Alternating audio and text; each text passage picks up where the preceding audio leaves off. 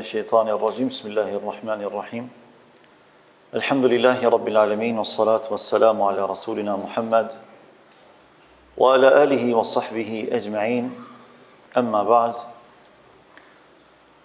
lavdi, falënderimi dhe adhurimi I takojnë Allahut, krijuesit absolut të gjithësisë. Vetëm atij mbështetemi dhe vetëm prej tij kërkojmë faljen e mëkateve tona, mbulimin e tmetave tona si dhe pranimin e veprave tona. Salavatet, selamet dhe përshëndetjet më të përzemërta dhe më të sinqerta çdo herë dhe pa ndërprerje ja adresojmë Muhammed Mustafas alayhi salatu wassalam, familjes së tij, shokëve të tij dhe gjithë pasuesve të traditës së tij, deri në ditën kur nuk do të ekzistojë më kjo gjithësi. Besimtarë të nderuar, vazhdojmë me trajtimin e jetëshkrimit të Muhammed Mustafas alayhi salatu wassalam. Konkretisht, javën e kaluar, kemi folur për fatkeqësinë e dytë me radhë që I ndodhi Muhamedit sallallahu alaihi wasallam, e që ishte vdekja e Khadijës radhiyallahu anha, gruas së tij fisnike, të cilën nuk e kishte vetëm grua, por e kishte edhe mbështetjen kryesore, edhe morale, edhe financiare, nga momenti I thirrjes për në rrugën e Allahut dhe nga çasti I përzgjedhjes hynore si pejgamber I Allahut. Kjo fatkeqësi ndodhi, sikur se kemi thënë sipas mendimit më të saktë, 3 ditë pas vdekjes së Ebu Talibit, axhës tij I cili gjithashtu ishte përkrahës dhe mbështetës I fuqishëm I tij, politik dhe social. Madje, me njëherë pas këtyre 2 fatkeqësive, pejgamberi Allahut alayhi salatu wassalam këtë dhimbje e përjetoi shumë thellë dhe shumë rënd, saqë nuk dilte nga shtëpia e tij sikur se dilte zakonisht. Pra nga mërzia e madhe, prandaj edhe ky vit u quajt si Amul Huzni apo viti I pikëllimit, viti I mërzisë. Kemi thënë gjithashtu se është quajtur si viti I pikëllimit jo për faktin që ka vdekur Ebu Talibi dhe Khadijja radhiyallahu anhuma, sepse disa arab e kanë keq kuptuar këtë, saqë zin e kanë mbajtur shumë gjatë, duke u argumentuar pikërisht me këtë fatkeqësi. Pra duke thënë se për shkak se I ka vdekur Ebu Talibi, axha I tij, dhe për shkak se I ka vdekur gruaja e tij, Khadijja, është quajtur si viti I pikëllimit dhe në një farforme sikur pejgamberi Allahut ka mbajtur zi. Dietarët thonë përjetimin më të thellë e ka pas për shkak të kufizimit të mundësive për të thirrur në rrugën e Allahut pas vdekjes së këtyre 2 figurave shumë të rëndësishme në jetën e tij. Sepse gjatë kohës sa ka qenë gjallë Ebu Talibi, ai ka qenë I mbështetur politikisht dhe sociologjikisht, për arsye se ai ka pas peshë shoqëni dhe ka qenë një prej liderëve kryesorë të Mekës. Prandaj nuk ka qenë lehtësisht I tejkalueshëm për idhujtarët e Mekës Ebu Talibi. Në anën tjetër, përkraja që ja ka bërë vazhdimisht, edhe moralisht, edhe financiarisht, Khadijja radhiyallahu anha, Muhammed Mustafas alayhi salatu wassalam, ka qenë aq e fuqishme saqë I ka ndihmuar shumë në davet apo në thirrjen e tij për në rrugën e Allahut Madhërisht. Pra, krahas mërzisë së humbjes së 2 figurave shumë të rëndësishme në jetën e tij, mërzinë më të madhe e ka përjetuar për shkak të kufizimit të thirrjes për në rrugën e Allahut dhe për shkak të vështirësive që tani më janë paraqitur Muhamedit sallallahu alaihi wasallam, sepse ne e dimë që në Islam, sipas porosive të Muhammed Mustafas sallallahu alaihi wasallam, nuk ka zi më shumë se sa 3 ditë. Pra muslimanit I lejohet që të mbajë zi në rast të fatkeqësish të vdekjeve vetëm 3 ditë dhe jo më tepër. E lutjet, sadakat, edhe përkushtimet sipas traditës pejgamberike që duhet t'ja bëjmë të vdekurve tanë, ato vazhdojnë gjatë gjithë jetës aq sa kemi mundësi. Me njerë pas këtyre 2 vdekjeve dhe pas këtyre fatkeqësive shumë të rënda për Muhammed Mustafan sallallahu alaihi wasallam, mushrikët e Mekës filluan që tani të kalojnë në një nivel tjetër të dëmtimit të Muhamedit sallallahu alaihi wasallam. Deri para vdekjes së Ebu Talibit, mushrikët e Mekës e kanë dëmtuar dhe e kanë dhunuar pejgamberin Allahut verbalisht, me fjalë. Pra me dhunë verbale, ndonjëherë edhe me dhunë psikologjike, shkak ngarkesave që ja shkaktonin duke I dhunuar muslimanët.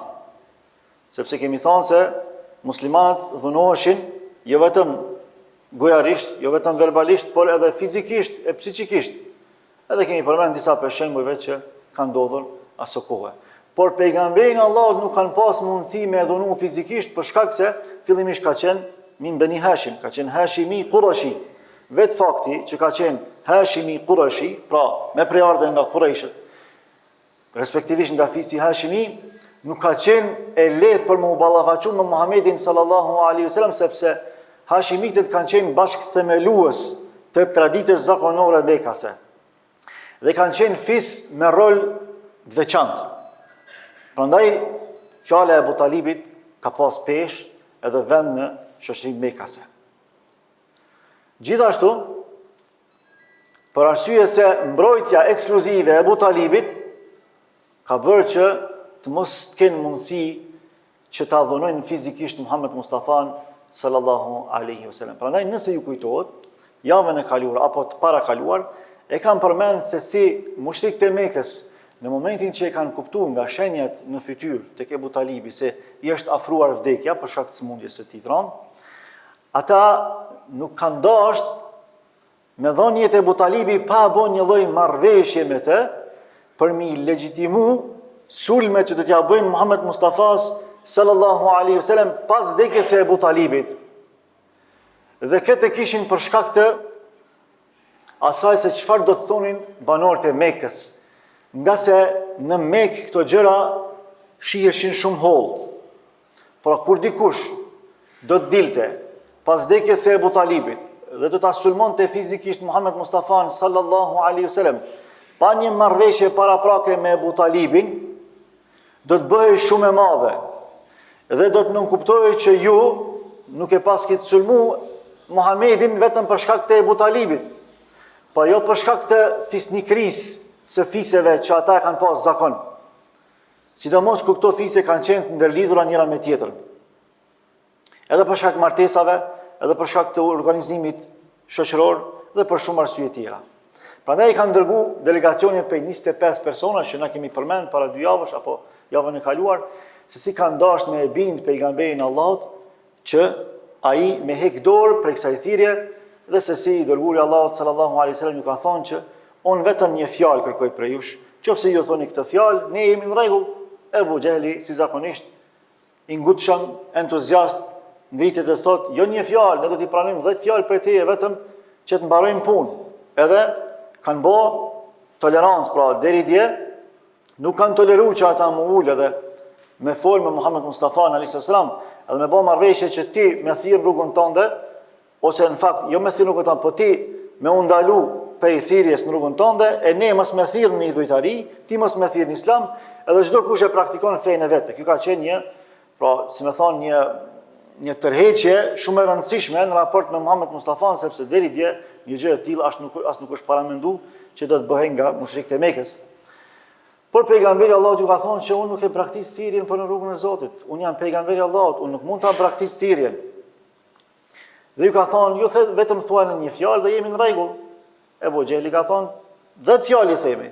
Do të jo vetëm një fjalë. Vetëm thoni la ilaha illallah, Muhammedur Rasulullah, pastaj në rregull jemi. Atëherë Ebu Xhehli ka thonë, na krejt këtë luftë, këtë ballavaçim po e bëjmë për çet fjalë. Ti po kërkon na me thonë këtë fjalë, edhe nuk kanë mujt më u marrësh, por në anën tjetër edhe nuk është zbraps pejgamberi Allahut pe thirrjes së tij, pe davetit të tij, gjë që pastaj këta s'kan pas asnjë lloj vegze, asnjë lloj baze përballë shoqërisë mekase që mos me e dhunu pejgamberin Allahut edhe fizikisht. Ibn Kathiri në librin e tij El Bidaya wa Nihaya tregon se më njëherë pas vdekjes së Abu Talibit dhe të Khadijës ka ndodhur 3 ngjarje të dhunës fizike ndaj Muhammed Mustafas sallallahu alaihi wasallam. Realisht 2 kanë ndodhur, e një nuk ka ndodhur për shkak se Allahu e ka mbrojtur pejgamberin Allahut, por që ka pas përpjekje nga Abu Xhehli për me bëni gjë të tillë. Ngjarja e parë që ka ndodhur është kur e kanë ngulfat Uqba ibn Abi Utba. Një person shumë i ligë, shumë i poshtër, i cili përpos që e ka urrejt pejgamberin Allahut sallallahu alaihi wasallam, e ka shfrytzuar çdo rast që i është dhënë mundësia për me dëmtuar atë. Ky person, një ditë për ditësh, pejgamberi Allahut duke u falur në një prej këndëve të Qabës. Dhe në pozicionin e sejdës, kur bie në sejdë, i vjen nga mbrapa, e heq rrobën e tij të sipërme, edhe e ngulfat pejgamberin Allahut duke u ngritur nga sejdja për ta mbytur atë, sallallahu alaihi wasallam. Edhe shumë e shtrëngon. Këtë transmetim po e transmeton Urwa ibn Zubair, i cili thot, kam shkuar dhe e kam pyet Abdullah ibn Amr ibn al-As, djalin e sahabiut nderuar Amr ibn al-As, se ky thot e ka përjetuar që të ndodhi, ka qenë prezent kur ka ndodhur kjo. Edhe e kam pyet thot, më trego për rastin më të vështirë që e ka përjetuar ndonjëherë pejgamberi Allahut, sallallahu alaihi wasallam. E ky ka thonë Urwa ibn Zubairit, transmetuesi i këtij hadithi, i ka thonë, rastin më të vështirë që unë e di që ndonjëherë e ka përjetuar pejgamberi Allahut ka qenë rasti kur Uqba, ky qafiri, ky idhujtari, shkon edhe në sejdë e ngulfat pejgamberin Allahut deri në vdekje, për me vra. Por që për shkak se pejgamberi ka qenë shumë i fuqishëm vet, s'ka mujt me bëni gjatë tillë. Edhe se dietarët përgjithsisht na tregojnë mbas asaj që ka thënë pejgamberi Allahut që në jetën e tij kur e ka pyet Aisha radhiyallahu anha, i ka thonë, ja Rasulullah, cili ka qenë rasti apo ngjarja që ti ke përjetuar më së randi në jetën tënde? Ka qenë ngjarje, ka thonë ngjarja kur kam shkuar në Taif, edhe i kam thirr, ngjarje që do ta trajtojmë inshallah javën e ardhshme, për shkak të renditjes historike. Por me gjas, kjo ngjarje ka qenë për Abdullah ibn Amr ibn Asin më e vështira për pejgamberin Allahut, sepse ky nuk ka dëgjuar për diçka tjetër. Edhe për shkak se i ka përjetuar vetë këtë ngjarje, edhe ju zhduk sikur ngjarja më e tmerrshme për pejgamberin e Zotit sallallahu alaihi wasallam. Sido që tjetë, kur ka ndodhur kjo, pejgamberi Allahut sallallahu alaihi wasallam normalisht që është mbrojt edhe nuk ka mujt me vra për shkak ngulfatjes madhe që ja ka bë Uqba ibn Abi Utba. Kur ka ndodhur kjo, Ebu Gjehli dhe të tjerat për rreth tij, ata kanë qenë ndjeni për një gjatë tillë. Prandaj kanë dashur përmes një ngjarje tjetër me dhunu dhe ma tepër pejgamberin Allahut sallallahu alaihi wasallam. Edhe çka kanë bë, i kam mbledh disa prej shokëve të Ebu Gjehli, gjithashtu duke qëndruar për rreth Qabës, edhe i ka thonë, kush prej jush qohot edhe i merr ndytësirat e kafshës, kur therrët kafsha, selal el-juzur i thënë arabisht. Që kjo selal el-juzur konkretisht i bie kur hiqet ai planci i një kafshëje që sapo ka lindur. Aty ka gjak, ka ndytësi, por ndytësirat më të mëdha që ndrojnë aty. E qëllimisht e kanë marrë pjesën më të ndytë kafshës që më ahudh pejgamberit Allahut kur është në sejdë. Edhe është interesante që kur s'kan pas guxim me u ballafaqu me pejgamberin Allahut vetëm se kur ka qenë namaz. Kjo është për shkak se kanë qenë shumë frikacak. Edhe e dyta për shkak se kanë dashur me nënçmu më shumë te pejgamberi Allahut kur ka qenë duke adhuruar Allahun subhanahu wa taala. Aisha radhiyallahu anha tregon në hadithin që transmeton Imam Hakimi në Mustadrakun e tij, thot: "Ma zalet Qurayshun ka'atan hatta tuwfi Abu Talib." Thot, kanë vazhduar me qenë frikacak Qurayshët në raport me Muhammed Mustafa sallallahu alaihi wasallam derisa ka vdekur Abu Talibi. Kur ka vdekur Abu Talibi, pastaj armiqsinë e tyre e kanë shpërfaqur edhe publikisht, ndonse kanë vazhduar me qenë frikacak. E vetë pejgamberi Allahut sallallahu alaihi wasallam në hadithin që e transmeton Imam Bejhaqiu, gjithashtu që e transmeton tek ne Aisha radhiyallahu anha, thotë se ma nalet minni Qurayshun shay'an akrahuhu hatta tuwfi Abu Talib. Nuk më kanë bërë diçka keq, ose s'kan pas mundësi me bërë diçka keq, pra me më dhunu fizikisht mu, me diçka që unë e urrej Qurayshitët, vetëm se pasi ka dhënë shpirt Abu Talibi, që tregon se kanë qenë njerëz zakonisht frikacak. Pastaj Ebu Gjehli ju thot, cili prej jush qohet edhe çto ndytësira të kafshës ja qet në shpinë në sejdë Muhamedit duke u fal. Pra qohet që ky person që e ka emrin Uqba ibn Abi Utba. Thot, unë e bëj këto, edhe me krenari ka dash me bë. Ulemaja thojnë, edhe pse Ebu Gjehli njihet botërisht, edhe me deklarat pejgamberit Zotit, alayhi salatu wassalam, ka qenë njeriu më i keq që ka ekzistuar ndonjëherë, prandaj ka quajtur Firaunul Umma. Firaunu hadhihi al-umma Abu Jahl. Faraoni i këtij umeti është Abu Jahli. Megjithatë thonë, këtë rast Uqbe ka kaluar edhe Abu Jahlit. Për shkak se Abu Jahli ka dashur me i bë keq vetëm me zemër. Me veprën këtë rast si ka bë keq. E ka shtit tjetër kënd. Ama Uqbe, përpos që ka dashur me zemër, e ka bë edhe në praktik, me vepër. Çka ka bë? Kur ka rënë sejdë pejgamberi Allahut sallallahu alaihi wasallam, ka shkuar dhe ja ka hedh në shpinën e tij, mes shpatullave të tij, gjitha ndycirat e kafshës që ne i përmendëm para praktikisht. Edhe kanë filluar me çesh tjerë për rreth pejgamberit Allahut, me të madhe, Abu Jahli ata tjetër me përçesh pejgamberin e Zotit sallallahu alaihi wasallam. Gjatë kohës duke u fal pejgamberi Allahut me zot lart, për shkak se ndihet shumë rënd. Dietarët thonë nuk është ndiron për vete. Ai ka qenë mëshirë për gjithë njerëzimin, por është ndiron që kontaktin me Allahun subhanahu wa taala po ja dëmtojnë. Është ndiron se si po e pengojnë me adhuru Allahun subhanahu wa taala. Se gjitha persekutimet që ja kanë bërë atij personalisht, krejtja u ka falë, sidomos me çelimin e Mekës. Madje edhe në kohë lufte, nëse ju kujtohet në Uhud, kur kanë ardhur dhe i kanë thonë sahabët ja Rasulullah, ti je pejgamberi Allahut, një dua jotja i te i kalon 7 katçije, pranohet më njëherë, lutju që Allahu mi shkatrua ata.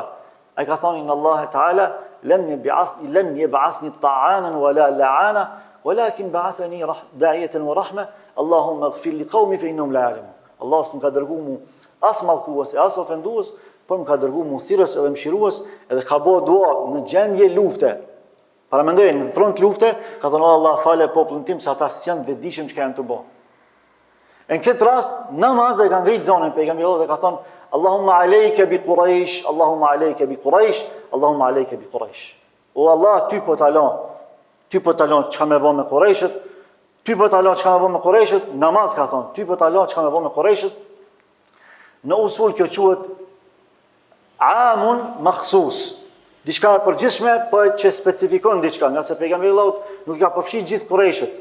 Por realisht i ka synuar disa prej tyre. Prandaj kur ka dhënë selam, i ka përmend me emra 6 prej tyre, duke përmend Abu Jahlin, duke përmend Shejbe ibn Utba, Shejbe ibn Rabia, Utba ibn Rabia, Al-Walid ibn Utba, Umayya ibn Khalaf, edhe së fundmi këtë personin që ja ka bërë këtë vepër makabre, i cili quhej pra Uqba ibn Abi Utba. Edhe realisht i ka kaplu mallkimi Allahut. Abdullah ibn Mesudi po e transmeton këtë pjesë dhe po thotë wallahi kur e kanë dëgjuar pejgamberin Allah duke e bërë këtë dua namaz, hala pa i përmend me emra, specifikisht ju kanë ndryshuar çeri atyne. Për arsye se e kanë ditë se kush është Muhamedi, e kanë ditë në zemrat e tyre që fjala e tij pranohet tek Allahu, edhe e kanë ditë që e ka bën çaba dhe çdo dua në çaba pranohet tek Allahu subhanahu wa taala, se e kanë ditë që i kanë bërë zullum. Tha ju kanë ndryshuar fytyra krejtë për një moment. E sidomos kur ka filluar me i përmend me emën se kush e tek e meriton një mallkim tillë, edhe realisht krejt janë vrarë në Bedër, përpos Uqba ibn Abi Utba, i cili është vrarë në një mënyrë më të fortë se sa krejt, për arsye se këta janë vrarë spaku trimnisht, ballafaqim luftarak, e Uqba është vrarë me ekzekutim, as ka qenë guximtar me u ballafaqu në luftë, e as nuk është vrarë me një mënyrë tjetër burnore, vetëm se e ka ekzekutuar pejgamberi Allahut si një njeri shumë i ligë, i ulët dhe si një qyqar i madh. Kaq sa i përket kësaj ngjarje të rëndësishme, se çfarë ka ndodhur pas saj do të flasim javën e ardhshme inshallah taala. Allahu ju shpërblet për dëgjimin, walhamdulillahi rabbil alamin.